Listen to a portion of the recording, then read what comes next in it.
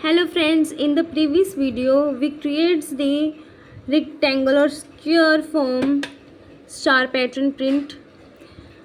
आज हम right triangle print करेंगे विद स्टार पैटर्न यूज़ करके. नंबर्स भी यूज़ कर सकते हैं लेकिन हम पहले स्टार पैटर्न प्रिंट करवाएंगे इन राइट ट्रायंगल. ठीक है, तो चलो स्टार्ट करते हैं.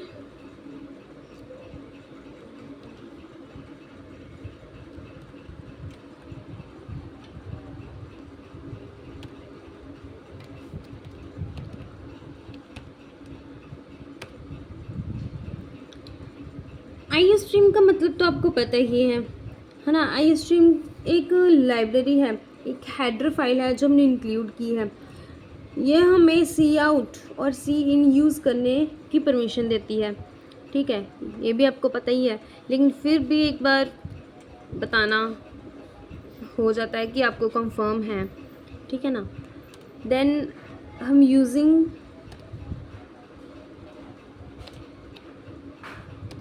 namespace std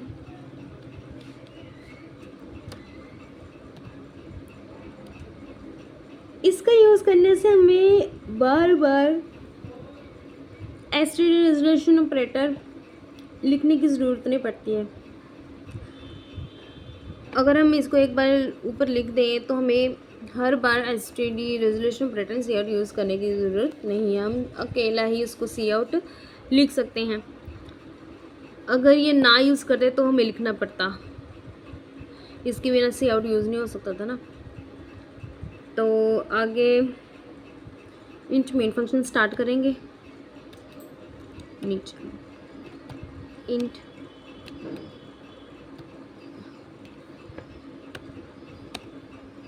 main function start करेंगे.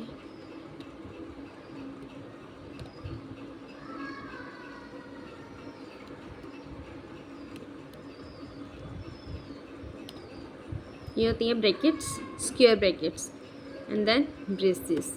इससे ही पता लगता है कि जो हमारा मेन फंक्शन है यहाँ से स्टार्ट हो गया है. ठीक है,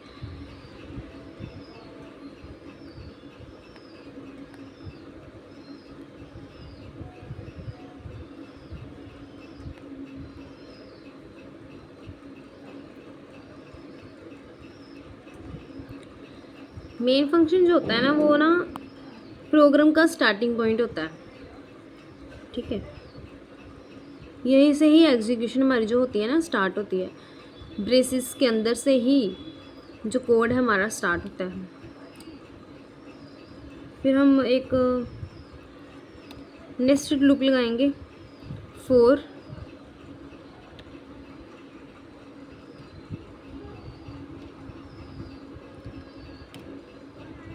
ठीक है, इसका साइज हम दे देंगे.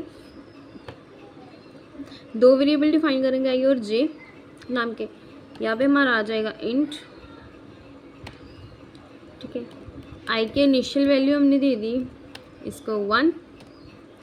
ठीक है, देन हम सी आउट करवा रहे हैं तो हम यहाँ पे इक्वल टू भी लगा लेते हैं. कंडीशन में हम यहाँ पे दे देते हैं इसको वैल्यू 5. ठीक है, और सी आउट करते करना होगा ना 5. देन इंक्रीमेंट तो है ही, हो गई. ठीक है, देन कोड में तो यहाँ पे हम अभी कुछ नहीं लिखेंगे. इसके अंदर हम फिर से नेस्टेड लूप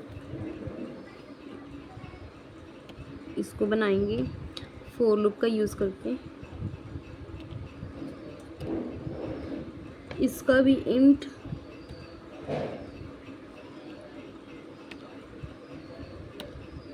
इस आई की जगह हम ले लेते हैं जे. इसकी स्टार्टिंग वैल्यू 1. देन ये सब कट होगा. यहाँ पर हम लिख देंगे जे इज़ लेस देन और इज इक्वल टू आई. आई क्यों बताती हूँ, क्योंकि राइट ट्रायंगल प्रिंट करना है ना, तो इसलिए. यहाँ पे भी जे।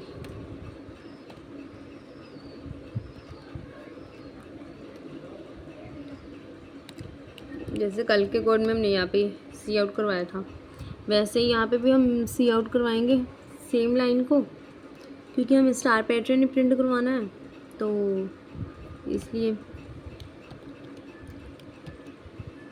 यहाँ पे स्टार पैटर्न।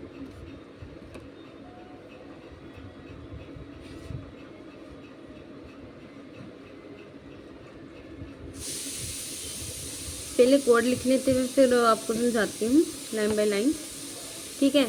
इसके बाद आ जाता है हमारा यहाँ पे सी आउट,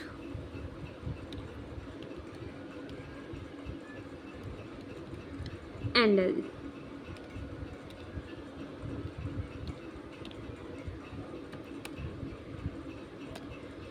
ठीक है। एंडल हो गया। इसके बाद हम इस लूप से बाहर क्या प्रिंट करवाएंगे, रिटर्न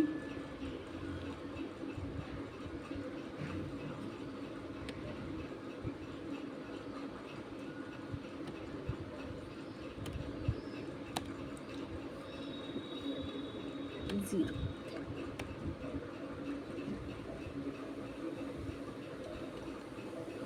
ठीक है, ये है हमारा कोड नेस्टेड राइट ट्रायंगल ये स्टार पैटर्न प्रिंट करवाने का। हम यहाँ पे देखते हैं कि ये इंक्लूड आई स्ट्रीम और नेम स्पेस एसटीडी का मैंने आपको बताया। इंट मेन फंक्शन का जो कोड है ब्रेसेस के बाद जो है मेन कोड उसका स्टार्ट हो जाता है। और जो आउटर लूप है इसका मतलब है कि जो आई की वैल्यू 1 है ये रो के लिए होती है। पहली बात तो ये आउटर लूप क्या होती है, रो के लिए यूज़ होती है, और इनर लूप कॉलम के लिए यूज़ होती है, कॉलम को प्रिंट करवाने के लिए। जब आई की वैल्यू 1 है वो पहली रो होगी, आई की वैल्यू 2 दूसरी रो, आई की वैल्यू 3 तीसरी रो, आई की वैल्यू 4 फोर्थ रो, आई की वैल्यू 5 तो फिफ्थ रो होगी। ठीक है, आई की जब कंडीशन है जो हमारी आई इज़ लेस देन और इक्वल टू, ठीक है, इसलिए कंडीशन भी हमने यही रखी है कि आई की वैल्यू लेस देन और इक्वल टू होनी चाहिए। ठीक है, क्योंकि हमने 5 रो प्रिंट करवानी है इसलिए हमने आई की वैल्यू क्या रख दी है 5 कंडीशन। ठीक है, और इनर लूप जो है जब जे की वैल्यू 1 है, ठीक है, जे इज़ लेस देन और इक्वल टू आई, और ये जो इनर लूप है ये नेस्टेड लूप का सबसे इम्पॉर्टेंट पार्ट होता है। ठीक है, ये जे स्टार प्रिंट करवाता है, जो स्टार जहाँ हमने लिखा हुआ है ना स्टार सी आउट स्टार, वो इनर लूप के अंदर लिखा हुआ है ना। इनर लूप हमारी क्या है, जे वेरिएबल की है। जे वेरिएबल क्या करवाएगा, स्टार को प्रिंट करवाएगा उतनी बार जब तक आई इंक्रीमेंट होता है। ठीक है, मतलब कि जे इज लेस देन और इक्वल टू आई का मतलब है कि हर रो में स्टार की वैल्यू जो है आई के बराबर होगी, इसलिए हर रो में स्टार बढ़ते जाते हैं। जैसे कि आई की वैल्यू 1 है, जब आई की वैल्यू 1 हो गई तो हमारी जो है इनर लूप क्या करती थी, जब पिछली वीडियो में जो मैम ने आपको बताया था, जब हमारी आई की वैल्यू 1 होगी तो अंदर वाली लूप कितनी बार चलेगी, जो हमारी कंडीशन होगी। अगर हमने 5 दी होगी तो वो 5 टाइम चलेगी। जब आई की वैल्यू 1 होगी तो जे हमारा 1 2 3 4 5 प्रिंट करवाएगा। ठीक है, अब यहाँ पे हमने कंडीशन क्या दे दी कि हमारी आई की वैल्यू तक क्यों होनी चाहिए। आई की वैल्यू हमारी 1 है, जे हमारा अभी 1 है, जे इज़ लेस देन और इक्वल टू आई की वैल्यू 1, जे की वैल्यू 1, तो स्टार प्रिंट क्या होगा 1। ठीक है, स्टार प्रिंट होगा 1।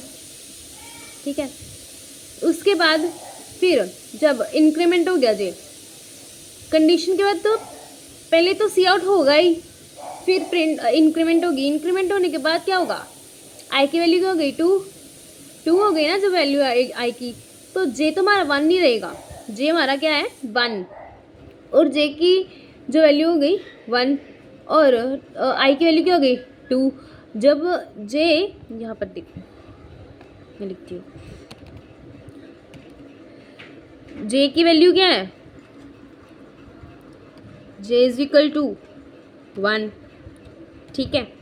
जब जे की वैल्यू 1 है हमारी, है ना, 1 वैल्यू है, तो हमारी कंडीशन में क्या होगा, 1 इज लेस देन और इक्वल टू, आई की वैल्यू क्या हो गई थी इंक्रीमेंट होकर 2 हो गई।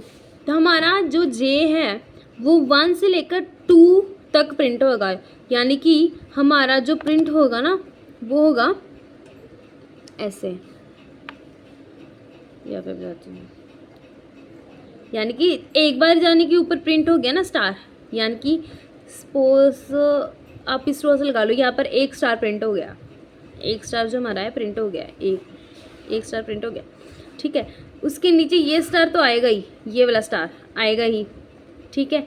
फिर इसके साथ ये वाला स्टार भी आएगा, इसके साथ 2 स्टार आएंगे, यानी कि पहला 1 स्टार, फिर नेक्स्ट रो में 2 स्टार प्रिंट होंगे, ठीक है। ऐसे ही जब फिर से इंक्रीमेंट होगा, आई की वैल्यू क्या हो जाएगी 3, आई की वैल्यू इंक्रीमेंट होती जाएगी, तो फिर यहाँ पर 2 की जगह क्या हो जाएगा, यहाँ पे 2 की जगह क्या हो जाएगा 3, तो 3 बार स्टार प्रिंट हो गए नेक्स्ट रो में, थर्ड रो में, फिर 4 हो जाएगी, 4 स्टार प्रिंट होंगे, फिर 5 प्रिंट होगा, 5 स्टार प्रिंट होंगे, ठीक है।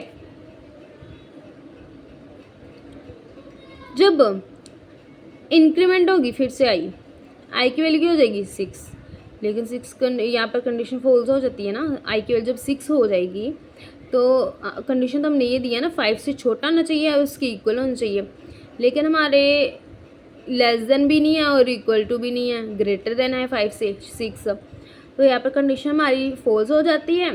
तो जो नेस्टेड लूप है वो स्टॉप हो जाएगी, वो ये जो इनसाइड कोड है, इनर लूप है, वो चेक नहीं करेगी, तो आउटर लूप क्या करेगी, यही से ये ब्रेसिस से एंड वाली ब्रेसिस पे चली जाएगी कर्सर को लेकर, तो ये जो इनर लूप है वो चलेगी ही नहीं, वो दिखेगी ही नहीं, तो चलेगी कैसे, है ना। तो जब कंडीशन फॉल्स हो गई, यहाँ से ही लूप यहाँ पर आ जाएगी, स्टॉप हो जाएगी, देन वो बता देगी जो आपका कोड है वो सक्सेसफुली क्या हो गया है, रन हो गया है, ठीक है। जो आपका कोड है सक्सेसफुल क्या हो गया है, रन हो गया है। तो हमारा पैटर्न क्या प्रिंट होगा, क्योंकि राइट ट्रायंगल था ना, राइट ट्रायंगल था हमारा, तो इसकी आउटपुट आएगी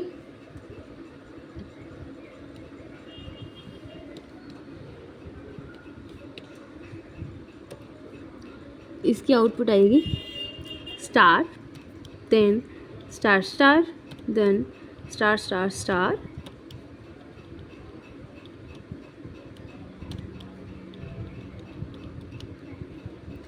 ये हमारी आउटपुट आएगी इसकी।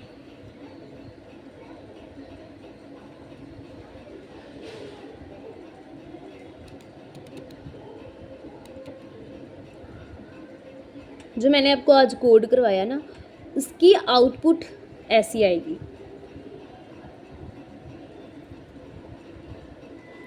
ठीक है।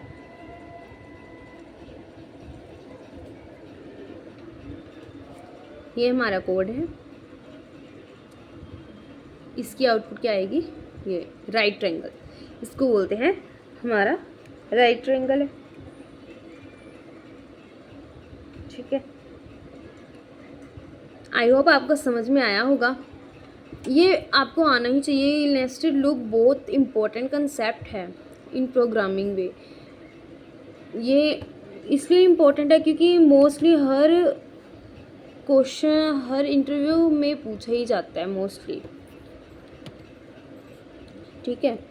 इसलिए इसको ध्यान से समझो, लॉजिक को बिल्ड करो, ठीक है। तो फिर मिलते हैं कल की वीडियो में। अगर आपको ये वीडियो पसंद आई हो तो प्लीज़ चैनल को सब्सक्राइब करें, लाइक करें एंड बेल आइकन को प्रेस करें। मिलते हैं कल की वीडियो में नई नेक्स्ट C++ टॉपिक के साथ। Bye bye.